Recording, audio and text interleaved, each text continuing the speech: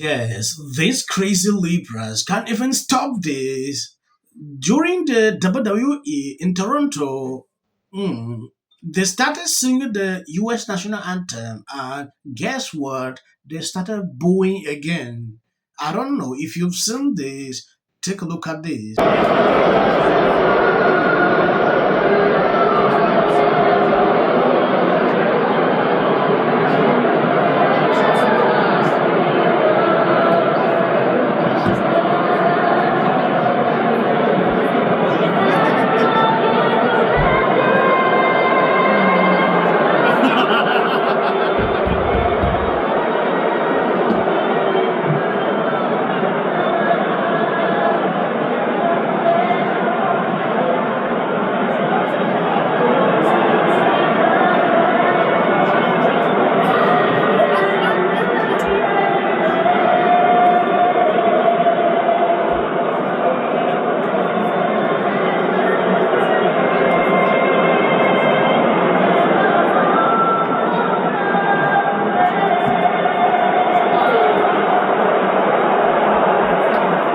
Yes, this is the fourth time I'm seeing Canada doing this. I don't know why they continue to do this. I did the video the other day where this lady actually explained why some people don't understand what is going on. Trump want Canada to protect its borders. That is all. That is nothing much Trump want from Canada. Bringing in this issue of tariffs and others is something that some should even appreciate. Now going into this issue of Zelensky, the other day, this lady had this to say. I was impressed watching the video to a certain level. You people don't get it. You people seriously don't get it. All of you who are mad at President Trump for yesterday and with about, look how he treated Volodymyr Zelensky. You are the people who watched MSNBC, CNN, and didn't vote for President Trump.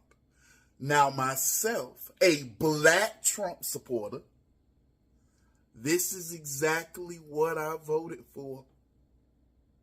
Oh, Lord, this is what I voted for. To see somebody tell that pot-bellied dictator, Volodymyr Zelensky, you ain't getting no more money. You don't run the United States. We're the United States of America. Without us, you don't make it. This is what we have been demanding. So you go on and talk about some MSNBC and CNN viewers. They didn't vote for him. They voted to put him in jail. People like myself, people who watch Fox, people who watch Joe Rogan, Hodge Twins, podcasts, we voted for this. That's why you see us happy and the people who voted against Donald Trump mad. Stay mad. But remember, make sure you have those 5 things you did. Elon's coming. Elon's coming. Elon's coming. Holy Toledo. Look at this trend line here. U.S. support for Ukraine is too much. Back when the war began, back in February of 2022, it was just 7%. Up like a rocket ship. My goodness. Up now in February of 2025 to 41%. And the clear majority of Republicans, and of course Republicans are in charge of the U.S. government now, 62% of Republicans say that the U.S. support for Ukraine is too much. What a difference from just 3 years ago. I can remember, John, all those backyards in the United States with those Ukrainian flags. Far fewer of them today, as Americans' opinions on Ukraine have changed dramatically. What about opinions of the Ukrainian president? Right. You know, obviously, if you would expect changes amongst the public on feelings towards Ukraine, feelings towards Zelensky have changed also dramatically. Look at this. Confident Zelensky will do the right thing when it comes to world affairs. Back in 2022, it was the clear majority, 72% through the floor. Through the floor by 2024, just 48% of Americans say that they're confident that Zelensky will do the right thing when it comes to world affairs. And GOP confidence has also plummeted dramatically. Now the clear majority of Republicans are not confident that Zelensky will do the right thing when it comes to world affairs. Really a real trend line, ones you rarely see in the American public when it comes to Ukraine and Zelensky. Confidence in both going down through the ground. Look, some allies of President Trump have targeted Zelensky with harsh criticism over the last few years, and it could be that that's having some impact here. Absolutely. The Republican establishment, the Republican electorate has moved as the Republican establishment and Republican leaders have moved on. All right, let's talk about the idea of a peace deal. And again, the way you ask this matters, but go ahead. The way you ask it is important, so we can talk about this a little bit. So the poll question essentially is, do you support a Russia-Ukraine negotiated peace deal? The vast majority of Americans, this is what they want. 78% say that they support this idea versus just 16% oppose. Of course, as we were talking about, does this question actually get at what's going on right now? I think you would say that it probably does not necessarily get what's going on right now. No, the question asked, do you support a Russia-Ukraine negotiated peace deal? Ukraine's not there at the negotiations in Saudi Arabia this week, so the people were not asked this. And I do think, in general, if you ask anyone in any poll, do you support peace, peace tends to rate pretty highly. Peace tends to win. You rarely get 78% of the country agreeing on anything. They do agree on the idea of a negotiated peace deal between Russia and Ukraine. Whether the majority would agree on a Russia peace deal with Ukraine where Ukraine has nothing to do with it, that might be a different question. Hard to know. Harry, and thank you. Thank you, Mike. That is it. This video was shared by Elon Musk. I saw it on X, shared by him. What I realized is that Zelensky, one power, money reason, he's advocating that they should continue pretending like he wants peace. Trump wants peace, nothing more. That is a summary of what I've observed within the space of 3 days. When I look at him in the UK promising him more money, and this money is not for free. UK gave him $2 billion, promised more, and maybe some security guarantee. In the name of gifts, they concluded by saying, okay, you will repay this debt by taking Russian asset. That's how UK want to repay back the money given to Zelensky. It is the same deal Trump wanted to sign. How are you going to pay us back? Zelensky came with another mafia. Email that came out wanting us to justify our jobs with 5 things we did last week was on Saturday night. And I was literally working on Saturday night to make up for all the distractions I had the previous week, which came from the executive branch.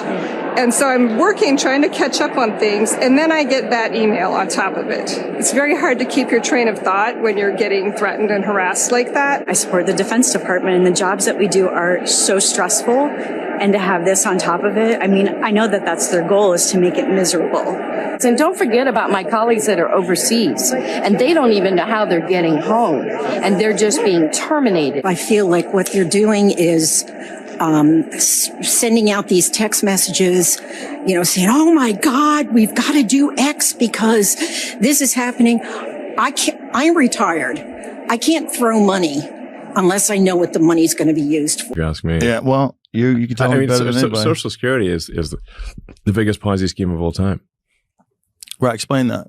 Oh, so, well, people pay into Social Security, and the money goes out of Social Security immediately, but the obligation for Social Security is your entire retirement career. So you're paying with you're paying like if you look at the future obligations of Social Security, it far exceeds the tax revenue. Far. Have you ever looked at the debt clock? Yes. Okay. there's our present day debt, but then there's our future obligations. So when you look at the future obligations of Social Security, the actual national debt is like double what people think it is because of the future obligations. So basically, people are living way longer than expected, and there are fewer babies being born. So you have more people who are retired and that live for a long time and get retirement payments. So the future obligations. So however bad the financial situation is right now for the federal government, it will be much worse in the future. Yes. When you take a look at what Elon Musk is doing here, he made it clear that what out there, his life is at stake, but he can't stop. All this booing everywhere, it is because of things like this. And I'm glad that the man stand by his word. He's not afraid. Thank you guys for always being there, sharing out my videos. God bless you abundantly. I see a lot of people in the comment sections trying to complain how I speak. I don't know. I think I've improved. If you watch me 3 years back, this is not how I do it. Today has changed. So every day I keep learning and struggling to improve. If you are hearing what I'm saying, please drop on the comment section. Let me see if you watch the video to this end. If you see clips after this, that is just for the YouTube algorithm. I don't know if he needs an apology. But wow. I know. I'm going to get killed on social media for admitting that, but so be it. And the fact is that it doesn't matter whether Vice President Vance planned it or just took the opportunity to bait Zelensky. Zelensky took the bait. Okay. Yeah. And what happened at the White House today? Today, Donald Trump irreparably destroyed the 80-year-old post-World War II international order. An Oval Office ambush of an American ally that will reverberate all around the world and stain America's image for years to come. That was, to say the least, the most contentious confrontation between world leaders perhaps we have ever seen, certainly on television. It was a truly historic moment, not in the good way. One that I fear realigned the world order, upending the only foreign policy consensus that most living Americans and Europeans have ever known. A complete and utter mess. We don't gain anything by acting like bullies. And this is what bullies do. I think there's no question that this was a setup. You heard Donald Trump say at the end of that clip you played, this is great television. To issue an apology tonight? Absolutely. All right, so, but what else is going on? Not much.